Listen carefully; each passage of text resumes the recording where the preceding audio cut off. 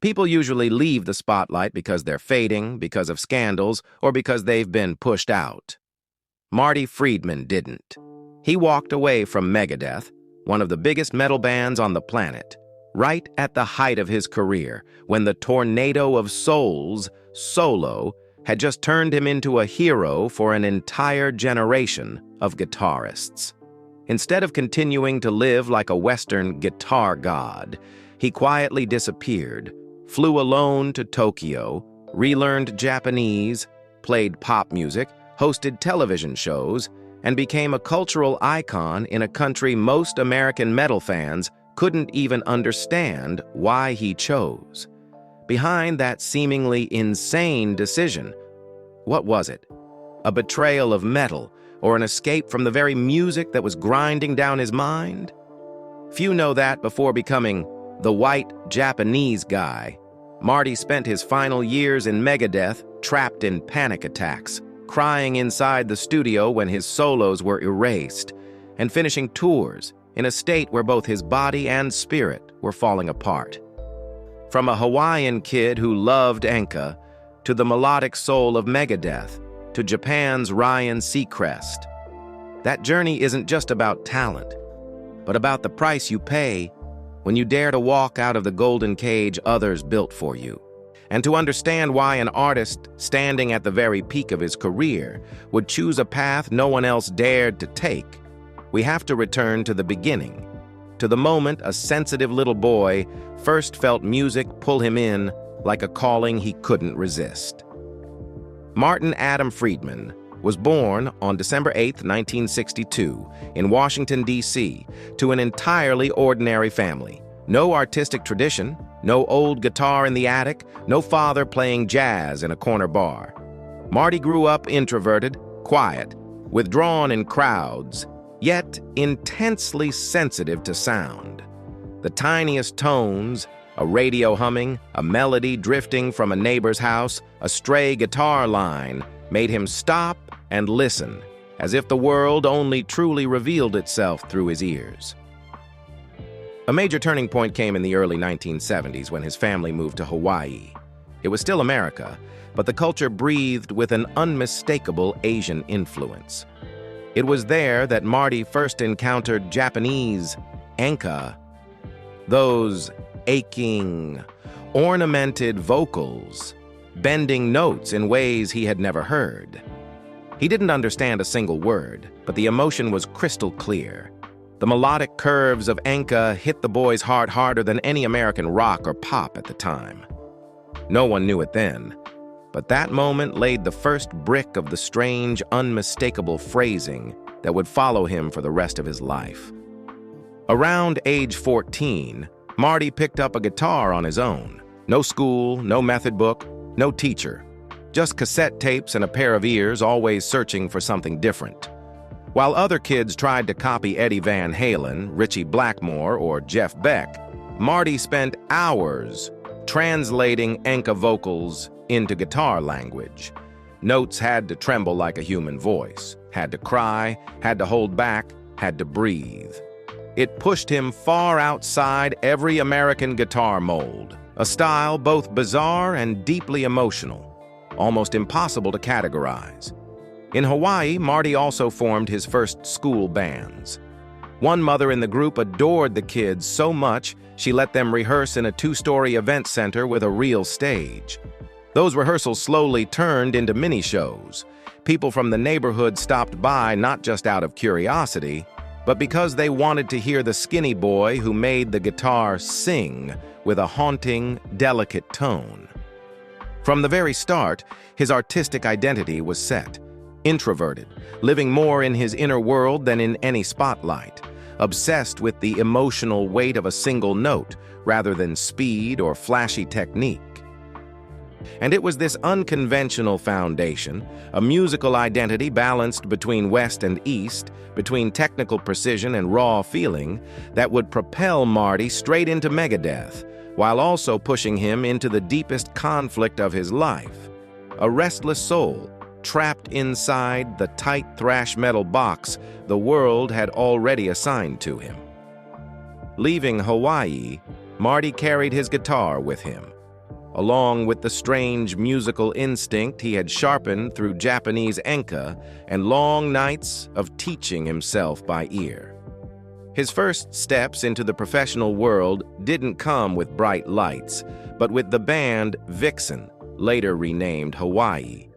This was where Marty learned the most practical lessons, recording albums in sweltering studios, writing music in cramped rentals, and getting his first real taste of a working musician's life, where talent alone wasn't enough, and stubborn endurance was the real currency of survival. But all of that was merely the warm-up for the fateful encounter of the 1980s, when Marty teamed up with Jason Becker, a teenage guitar prodigy with insane technical ability. They formed Cacophony and instantly became icons of shred metal with the albums Speed Metal Symphony, 1987, and Go Off, 1988.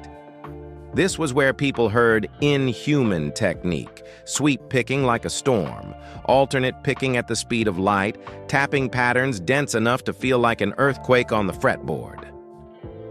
But amid all that chaos, Marty still delivered sorrow-tinged leads, bending and phrasing with unmistakable enka influence, the very thing that set him apart from Jason and from the entire shred scene. It was also the seed of a growing conflict. Jason chased the outer limits of technique, while Marty chased stories and melody. Two great souls standing side by side, but their hearts facing different directions. Cacophony dissolved in 1989, an inevitable end once their artistic paths had diverged too far. For Marty, though, the breakup felt like liberation. That same year, he released Dragon's Kiss, a solo album that stunned the guitar world. It wasn't just a technical showcase. It was a manifesto. Eastern-style vibrato and note shivers wove themselves into lightning-speed passages. Japanese-flavored phrasing melted into American metal riffs, creating something so out of place that it became beautiful. Critics called Marty a technical monster, but anyone who listened closely understood. He played guitar the way others told stories, with obsession, with emotion compressed into every bend. Yet it was this in-between identity, not fully shred, not fully metal, too melodic to be a beast, too wild to be a pop artist, that turned Marty into an outsider everywhere he went. A man craving musical freedom, but stuck inside the expectations of the guitar world itself. And when the audition call from Megadeth arrived, it became the greatest opportunity of his life. And the biggest cage fate was preparing to close around him. In that very state of not belonging anywhere, fate pushed Marty toward an unexpected turning point. At the end of 1989, Megadeth were desperately searching for a new lead guitarist. Bob Nalbandian, someone who understood the strangeness in Marty's musical mind, mentioned his name. And just like that, with a simple phone call, Marty asked to audition. At that moment, he was at rock bottom, nearly homeless, living in his girlfriend's place, penniless, eating bowls of rice mixed with candy, just to fill his stomach. His hair was dyed in blotchy patches like a graffiti wall. No one looking at Marty Friedman then would have thought, this is the man who will redefine an entire era of Megadeth. But the moment he plugged his Jackson guitar into the amp, every assumption disappeared. Mustaine was stunned by the Middle Eastern-style bends, the emotion-soaked phrasing, and a melodic vocabulary that didn't sound American at all. Marty was accepted almost instantly, as if Megadeth and he had always been two puzzle pieces waiting for each other without knowing it. In February 1990, he officially joined the classic lineup: Mustaine, Ellefson, Friedman, Mensah. And just months later, they created Rust in Peace, one of the greatest thrash albums of all time. Holy Wars, Hangar 18, Lucretia, all were forged in a period of suffocating but explosive creativity. Marty, the self-taught guitarist who once translated enka vocals into guitar lines, finally had space to breathe, to fully own his solos. The Tornado of Soul solo became an ironclad declaration. Metal could tell stories, metal could hurt, metal could sing. From that point on, he became the melodic soul of Megadeth, the perfect counterbalance to Dave Mustaine's fury and iron-fisted control. But even in this golden age, cracks in the ego began to form. Mustaine later claimed he practically sang every solo note for Marty, while the album recordings clearly showed Friedman executing most of his own ideas. Two immense egos, two completely different storytelling philosophies through guitar, began to collide, quietly, invisibly. Countdown to Extinction, 1992, pushed Megadeth to new heights: MTV domination, a massive mainstream audience, double platinum sales. A feat almost no thrash band in history achieved. But for Marty, this success carried an odd aftertaste. The more formulaic the music became, the less he felt he had any real influence over the soul of the melodies. By Euthanasia, 1994, the shift was unmistakable.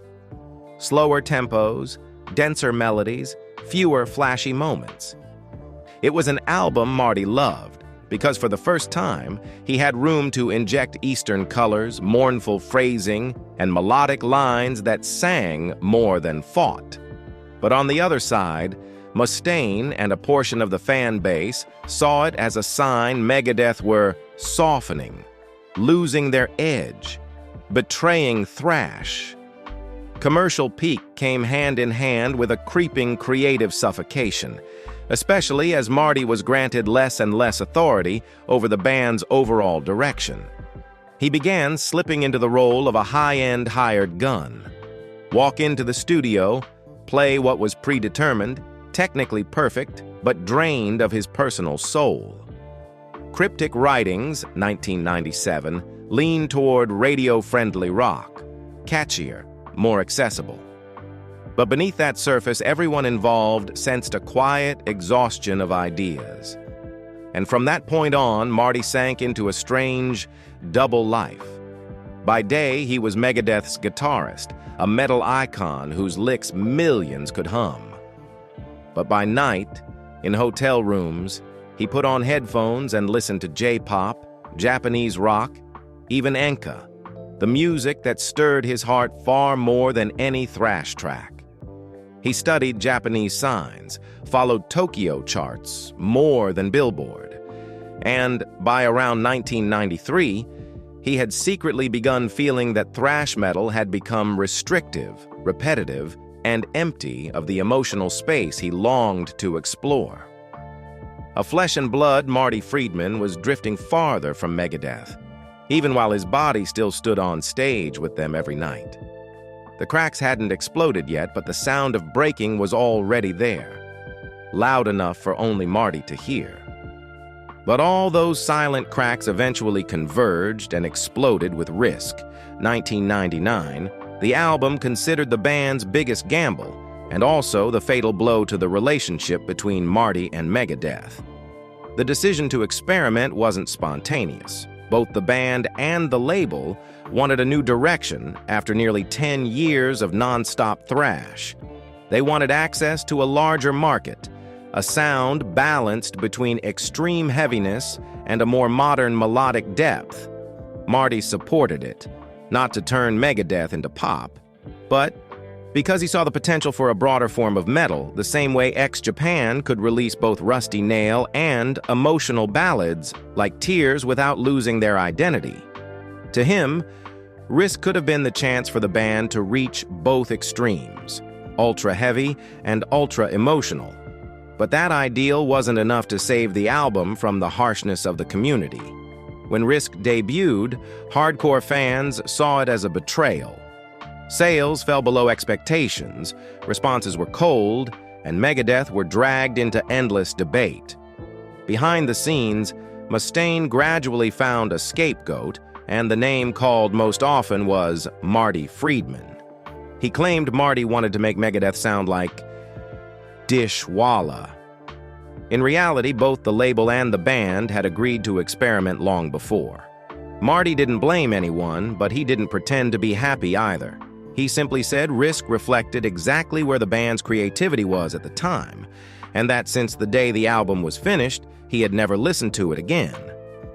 But the failure of Risk was only the surface. The real wound was Breadline, and that moment nearly broke Marty from the inside out. On this track, Marty had recorded his solo, one he spent a long time shaping to balance melody and catchiness. But management said his solo wasn't commercial enough. Mustaine agreed to record a new solo and asked management to warn Marty in advance to avoid hurting him. But no one said a word.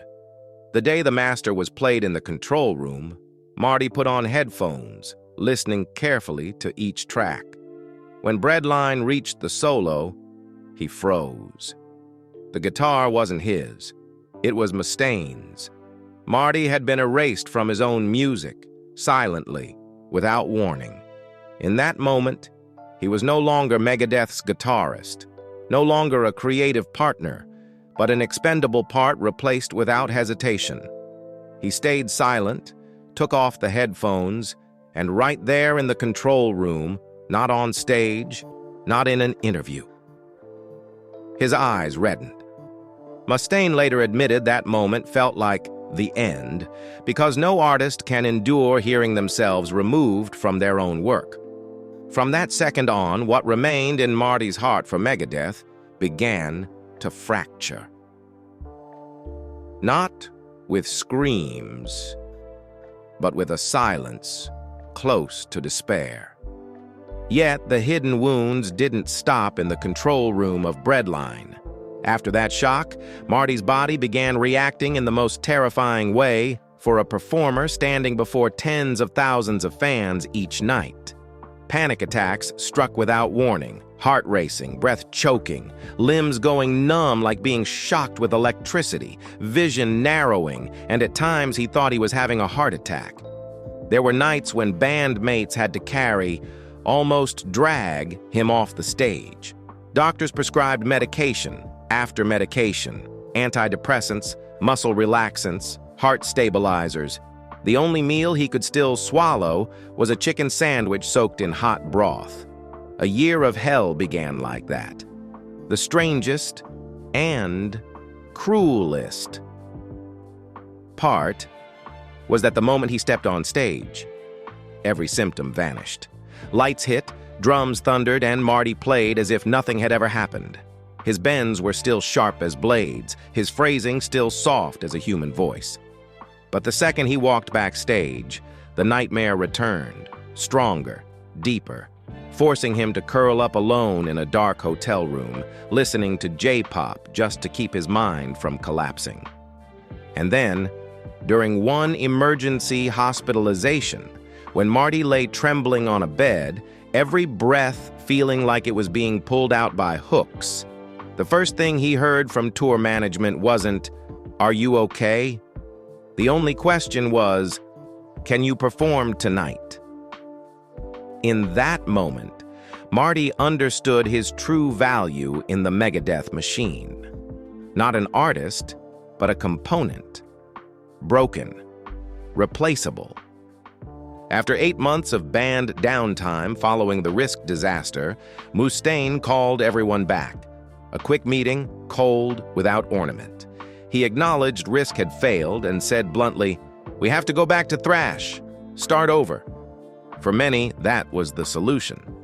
But for Marty, who had felt thrash was a suffocating box since 1993, and whose mind was now already in Tokyo, in J-pop, in enka, it was a creative death sentence.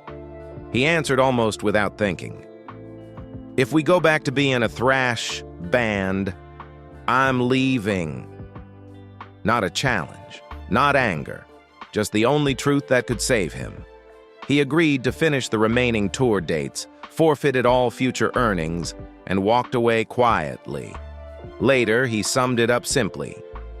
"The breakup wasn't pretty, but I had no other choice. And the wound was so deep that for more than 20 years, Marty put a no Megadeth questions clause into every media contract. He stayed silent, no explanations, no retellings, no defenses. A chapter closed, locked tight. Only when Tokyo became home and time washed away the bitterness could Marty look back at that past without feeling metal scraping against his heart. When the Megadeth door finally closed, what terrified Marty most wasn't losing a major band, it was realizing he had lost himself over the years. And to revive whatever was left, he understood he had to walk away from the very places that once made him successful. Away from familiarity, away from the pain. So in 2003, while many assumed he would return to the US, find a new band, sign a new contract, Marty did something no one could have predicted.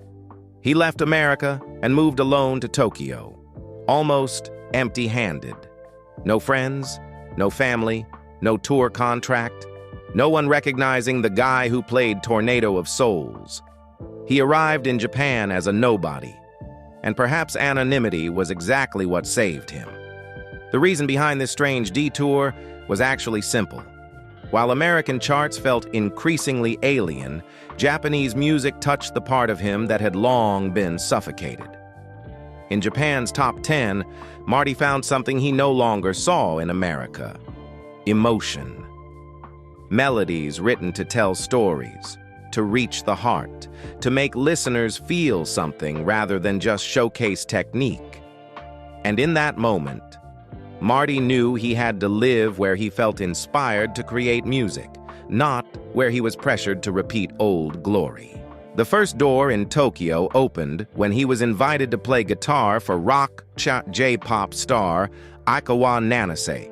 It wasn't just a hired gun gig, it was the first time in years he got to play music that made his heart beat again. Through Nanase, he stepped deeper into a world once foreign to him.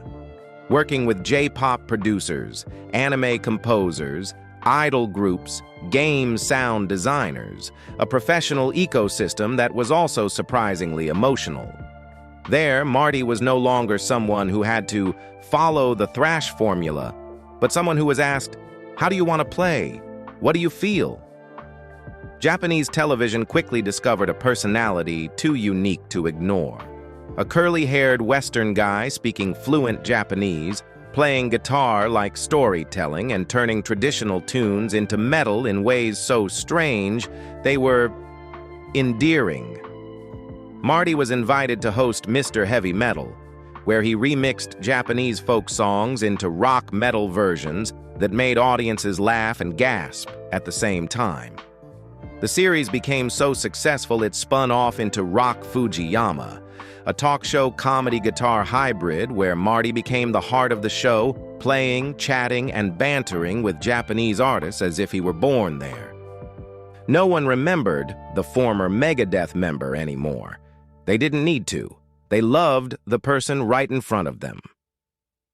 In just a few years, Marty appeared more than 600 times on Japanese television, game shows, cooking shows, variety shows, radio, sports programs, even commercials. Rolling Stone America called him the Ryan Seacrest of Japan. Yet behind those lights was still a serious artist.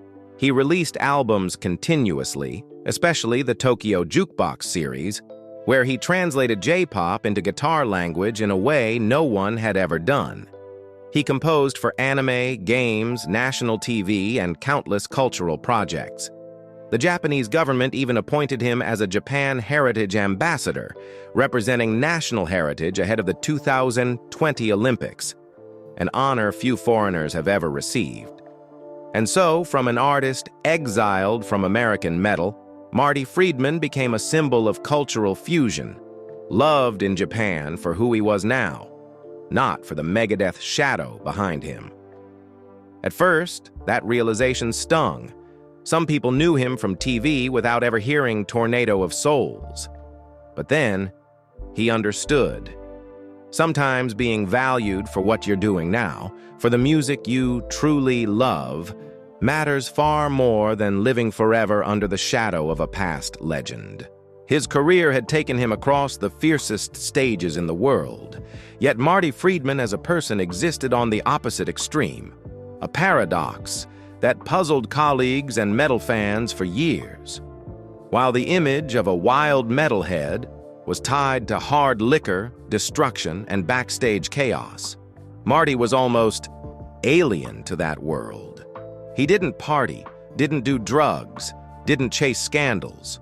Fans often joked he was one of the cleanest metal musicians alive, and the joke wasn't much of an exaggeration. The more famous he became, the more he retreated into his private world. He was introverted, disliked the spotlight on his personal life, and rarely appeared at big entertainment events. Social media was, to him, merely a work tool, not a place to display his life. He didn't flaunt houses, cars, or assets. Even after becoming a familiar face on Japanese television, he held tightly to one principle: personal life must remain an untouchable territory. For him, freedom didn't come from stage lights, but from the fact that others didn't know too much about him. In a few rare interviews, he admitted that the fewer people peered into his life, the more freely he could compose, because he didn't have to act or play a role for anyone. Before coming to Japan, Marty had gone through a first marriage in the US, a part of his life he has never truly spoken about, and has never blamed or explained. All the public knows is that the relationship ended quietly, at a time when Marty was drowning in career pressure, relentless touring, and the psychological grind of the metal world. No scandal, no public disputes, just two people slipping away from each other amid a lifestyle too loud for love to breathe. It was a private chapter Marty kept for himself, a quiet wound that made him avoid talking about relationships for many years afterward. And perhaps because of that silence, because of those small scars left by his first marriage, Marty entered his next fateful encounter with a noticeable caution. He was no longer the young man who could throw himself into love the way he threw himself into a new solo. He was careful, slow, deliberate, just as he shaped each note to find the right emotional color. And in the rhythm of Tokyo, fast, vibrant, noisy in its own unique way, Marty met someone who made him stop: Hiromi Shinobu Okuda. They didn't meet backstage at a major concert or on the set of a famous TV program, but through an everyday moment in Tokyo, where Shinobu worked in the fashion industry and Marty was trying to learn how to live like a local. Shinobu wasn't a Megadeth fan and didn't know Tornado of Souls.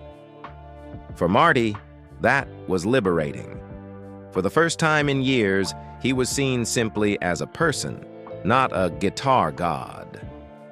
Of course, every love story has its undercurrents. An artist's life is never still. Long tours, creative pressure, months away from home, nights when Marty locks himself in the studio until 3 a.m. because a melody suddenly appears. But what keeps this marriage steady is how they handle those distances. No loud fights, no blame, no demanding the other to understand. Just two grown adults who have lived through enough loss to know that sometimes giving each other silence is also a form of love. If Marty's first marriage made him close his heart, Shinobu was the one who helped him open it again, slowly, steadily, safely. Not explosive passion, but lasting companionship. Not the applause of thousands, but the soft footsteps in their Tokyo home each morning. Not the stage lights, but the warm kitchen light when Shinobu leaves food waiting for him after a late night of composing. In the metal world, where many lives are consumed by substances, scandals, and fleeting glory, Marty Friedman and Shinobu's love story is so small it's easy to overlook.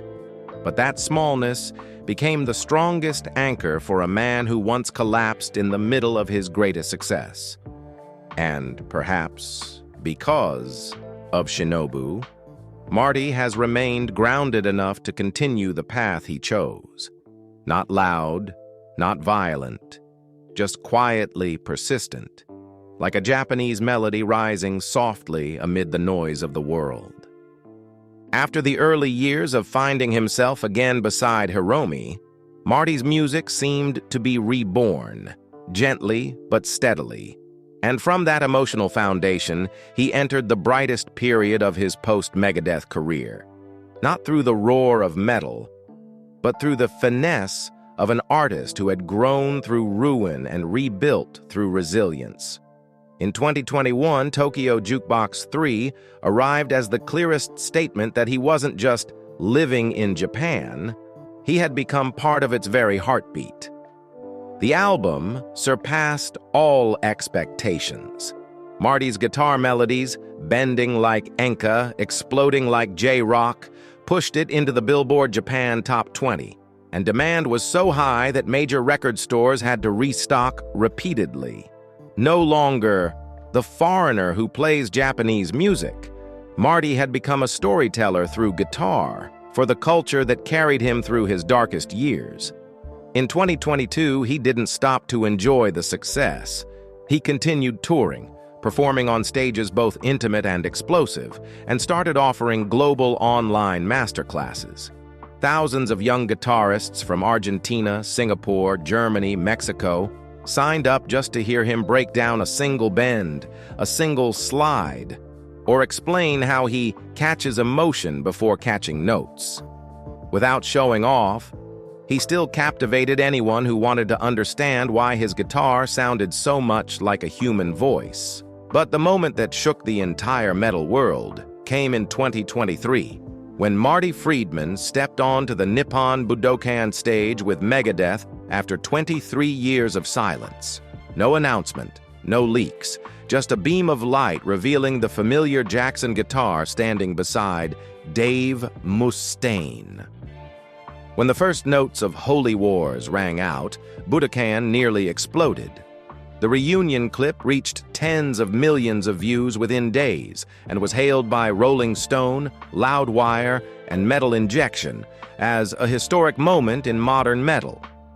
But for Marty, it wasn't about proving anything. It was a gentle punctuation mark closing the pain that had once drowned him more than 2 decades earlier. By 2024, he returned to Japanese life as if he had never left. TV programs featuring him hit unusually high ratings because Japanese audiences loved the way a foreign artist spoke Japanese with his heart, not just vocabulary. He was invited to major music festivals, wrote music for national TV, joined film projects, always appearing calm, simple, a complete contrast to the chaos that had nearly destroyed him in the past. And in 2025, while many of his peers slowed down or stopped touring due to health, Marty Friedman was still fully alive in Tokyo, composing, recording, appearing across J-rock, metal, television, film, and continuing to push the guitar into musical territories even he didn't know the limits of. In Japan, no one calls him the ex-Megadeth member. They call him Marty Friedman, in the full sense of an independent artist, a man who stepped out of the shadow of his past to build a world of music entirely his own. But the moment that shook the entire metal world came in 2023, when Marty Friedman stepped onto the Nippon Budokan stage with Megadeth after 23 years of silence. No announcement, no leaks, just a beam of light revealing the familiar Jackson guitar standing beside Dave Mustaine. When the first notes of Holy Wars rang out, Budokan nearly exploded. The reunion clip reached tens of millions of views within days and was hailed by Rolling Stone, Loudwire, and Metal Injection as a historic moment in modern metal. But for Marty, it wasn't about proving anything. It was a gentle punctuation mark closing the pain that had once drowned him more than 2 decades earlier.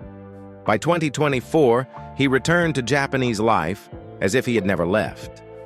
TV programs featuring him hit unusually high ratings because Japanese audiences loved the way a foreign artist spoke Japanese with his heart, not just vocabulary. He was invited to major music festivals, wrote music for national TV, joined film projects, always appearing calm, simple, a complete contrast to the chaos that had nearly destroyed him in the past. And in 2025, while many of his peers slowed down or stopped touring due to health, Marty Friedman was still fully alive in Tokyo, composing, recording, appearing across J-rock, metal, television, film, and continuing to push the guitar into musical territories even he didn't know the limits of. In Japan, no one calls him the ex-Megadeth member. They call him Marty Friedman, in the full sense of an independent artist, a man who stepped out of the shadow of his past to build a world of music entirely his own. And that is why, among countless guitar idols, shredders, and legends, Marty is considered the most successful guitarist ever to live in Japan, not because of speed, not because of fame, but because he dared to walk a road no one else had the courage to take. The strangest thing about Marty Friedman isn't how fast he plays or how many of his solos are called iconic. What people remember, and what the metal world respects, is that he never treated the guitar as a weapon. He played it like a voice, a confession, a way of expressing what people are too afraid to say out loud. Across 4 decades, Marty has become living proof of a truth that seems simple, yet is rare in heavy music. Technique can impress, but melody makes people return. His solos aren't just something to listen to, they are something to feel. Any artist who touches your emotions lives longer than their own lifetime. The younger generation raised on anime, J-rock, and game soundtracks knows Marty not because of Megadeth, but because of his half-Western, half-Eastern musical identity. In the guitar community, he opened a new path, bringing Japanese phrasing into American metal, bringing enka into shred, bringing emotion into a place once ruled only by speed. The Tokyo Jukebox series is considered a symbol of how an artist can fully live within a culture, not by imitating it, but by truly integrating into it. And in the hearts of Japanese audiences, Marty isn't just a guitarist. He's a familiar television personality, a cultural bridge, one of the rare foreigners to become a national heritage ambassador, a symbol of endurance, surviving the harsh metal industry, falling into panic disorder, leaving America to start from zero, and becoming himself in a place no one expected. And then, at an age when many choose to retire, Marty carried his Jackson onto the Budokan stage, standing next to Mustaine after 23 years of silence. No bitterness, no resentment, just a man who had gone far enough, healed enough, to no longer be consumed by his past. It wasn't a historic reunion, but the moment an artist finally made peace with his own history.